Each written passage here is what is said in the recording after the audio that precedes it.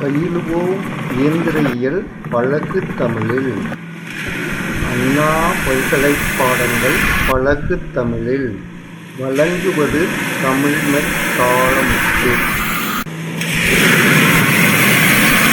Hi students, இன்று ME 8594 ME 6505 Dynamics of Machines இதில் 4th unit Forced Vibration Module 4.25. இந்த 4.25 ஒரு ப்ராப்ளமாக கொடுத்துருக்கேன். Solve the given problem. இது வந்து ஒரு இன்ட்ரெஸ்டிங்கான ப்ராப்ளம். இது அண்ணா யூனிவர்சிட்டியில் ஒரு 3 இயர்ஸ்க்கு முன்னால் கேட்டிருக்காங்க. அதனால் இதை கொஞ்சம் நல்லா பார்ப்போம் வாங்க. A motor car moving with a speed of 100 km per hour has a mass of 1500 kg. It passes over a rough road which has a sinusoidal surface with amplitude of 75 mm and a wavelength of 5 meters. The suspension system has a spring constant of 500 Newton per mm and damping ratio of 0.5. Determine the displacement amplitude of the car. இந்த car வந்து இதே மாதிரி ஒரு rough ரோட்டில் போய்கிட்டு இருக்கு. இந்த ரோடே வந்து சைனசாய்டல் வேவ் கணக்காக இருக்குன்னு கொடுத்துருக்காங்க. அதனுடைய வேவ் லென்த் 5 meters லாம்டா கொடுத்துருக்குறாங்க. அதனால அதனுடைய ஆம்ப்ளிடியூடு ஒய் வந்து 75 mm இருக்குது. இப்போ இந்த காரில் வந்து ஒரு சஸ்பென்ஷன் சிஸ்டம் இருக்குது. அதனுடைய ஸ்ப்ரிங் கான்ஸ்டன்ட் ஸ்டிஃப்னஸ் கோஎஃபிஷியன்ட் வந்து 500 Newton per mmல இருக்குது. தனியாக டேம்பிங் கோஎஃபிஷியன்ட்டை கொடுக்காம டேம்பிங் ரேஷியோவே கொடுத்துட்டாங்க.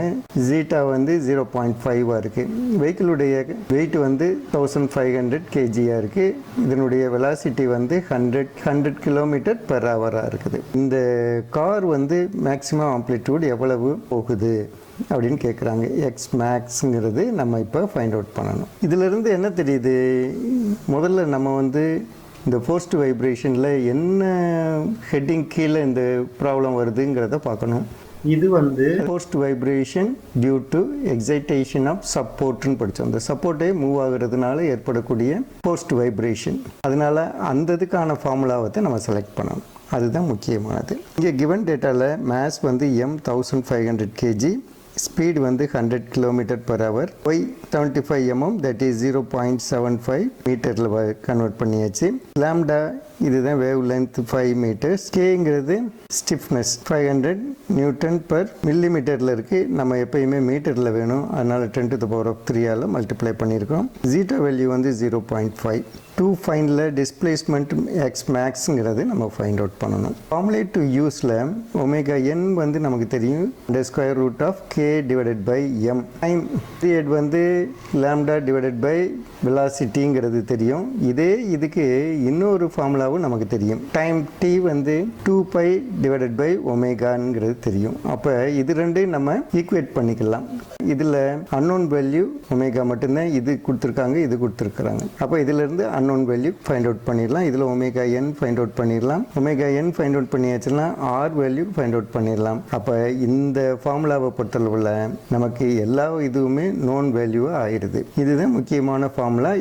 X max divided by y is equal to under square root of 1 + 2 zeta r whole square divided by under square root of 1 - r square the whole square + 2 zeta r whole square. நம்ம இப்போ solution போவோம். சொல்யூஷனில் முதல்ல omega n find out பண்ணிடுவோம். Omega n is square root of k divided by m, that is 500 × 10 to the power of 3 divided by வெஹிக்கிளுடைய mass வந்து 1500. அது square root பண்ணும்போது 18.2574 radian per second. We know 2π divided by omega is equal to lambda by v. Therefore omega is lambda divided by 2π into v. lambda வந்து 5, 2π, v வந்து இப்போ இந்த v வந்து நமக்கு கிலோமீட்டர் பெர் ஹவரில் இருக்குது.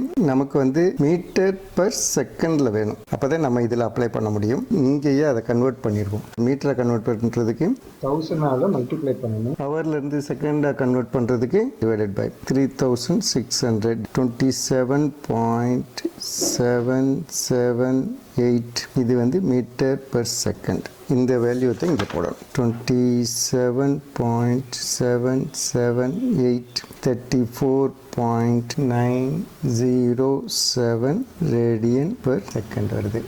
அப்போ R வந்து omega divided by omega n 34.907 18.25257 1.9119. We know X max divided by Y is equal to under square root of 1 plus 2 zeta r whole square divided by 1 minus r square the whole square plus 2 zeta r whole square under square root. இதெல்லாம் இப்போ இந்த yக்கான value நமக்கு தெரியும்.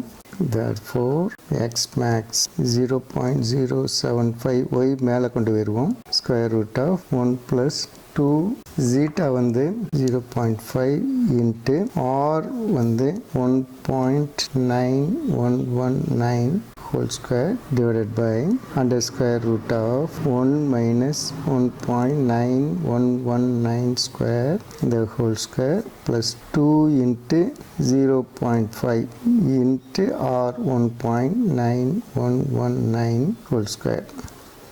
Therefore இதை simplify பண்ணால் x max 0.0494 metre answer.